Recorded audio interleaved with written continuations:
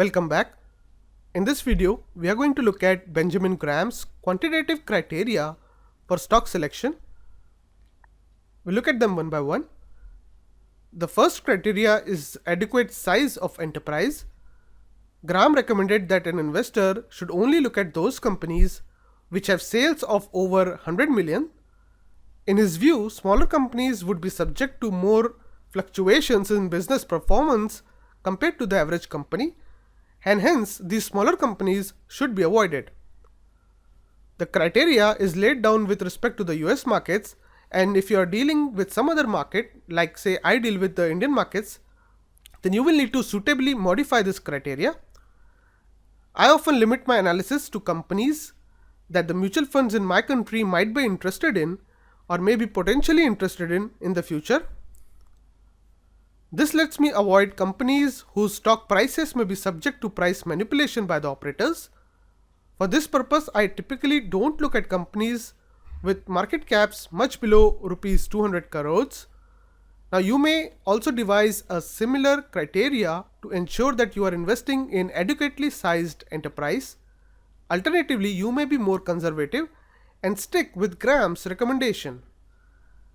The second criteria laid down by Graham is of sufficiently strong financial condition of the company you are investing in. Graham required companies to have a current ratio of over 2. Now, as you have already learned, current ratio is the ratio of current assets to current liabilities. He also required companies to be conservative on debt. A debt to equity ratio of less than 1 is also an important criteria to ensure picking companies with manageable long-term debt. The third criteria laid down by Graham was with respect to earnings stability. Now this is broadly referred to as the company making some profit every year for the last 10 years. Graham specifically was against giving too much importance to results of one quarter or 1 year. He recommended looking for companies that have been generally profitable with growing sales and profit over last 10 years. Now sometimes you may not get data for 10 years for many companies, especially if you are operating out of an emerging market. So for example, I operate in India and I often look at data from last 5 to 7 years if 10 years data is not available. The fourth criteria laid down by Graham relates to the earnings growth. Graham recommended a growth in earnings over last 10 years of at least 33%.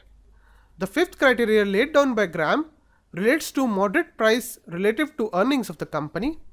So he used the price to earnings ratio.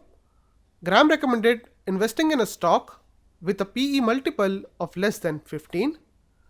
The sixth criteria laid down by Graham relates to moderate price relative to assets. Now this is based on commonly reported price to book value ratio. Graham recommended investing in stocks where price to book value ratio is less than 1.5. In general, he combined price relative to earnings criteria and price relative to assets criteria by saying that the product of the PE ratio and the price to book value ratio should not exceed 22.5. Now this figure of 22.5 corresponds to the PE ratio of 15 multiplied by the price to book value ratio of 1.5. The seventh quantitative criteria relates to paying regular dividends. Graham recommends buying only those companies that have history of paying dividends consistently over the last 20 years. Now this may be good for the US stock market, but in many emerging markets that are relatively new, this criteria may need to be relaxed. This is especially true now because today dividends are not seen as source of income from stocks, but it is still good to look for companies paying dividends unless there is a very strong business case for the management to retain money to invest in future growth. A company that is not paying dividends but is retaining money to invest in future growths should be able to do so at a reasonable return on equity. So for example, on average, if you see that a company has a low return on equity of say 6 to 7% or less, and the company is still not paying any dividend in spite of generating profits, you may assume that the management is unfairly retaining profits with the company instead of paying dividends to the investor. However, if a company has a record of high return on equity with growth, is also doing a lot of capital expenditure for future expansion, then this may be seen as a good enough justification for retaining the profits with the company. Now that we have seen Graham's quantitative criteria, let's summarize them in short. Graham recommends that the company should have sales of at least over $100 million. Now this may be revised to $500 million in today's dollar terms in US.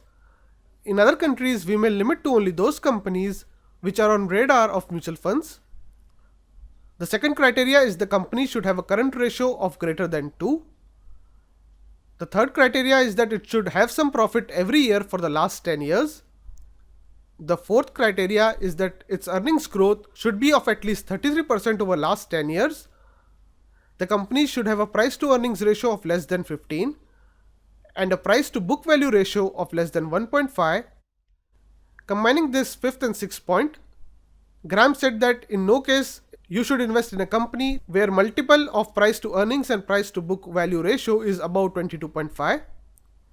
Lastly, Graham recommended companies which paid regular and consistent dividends.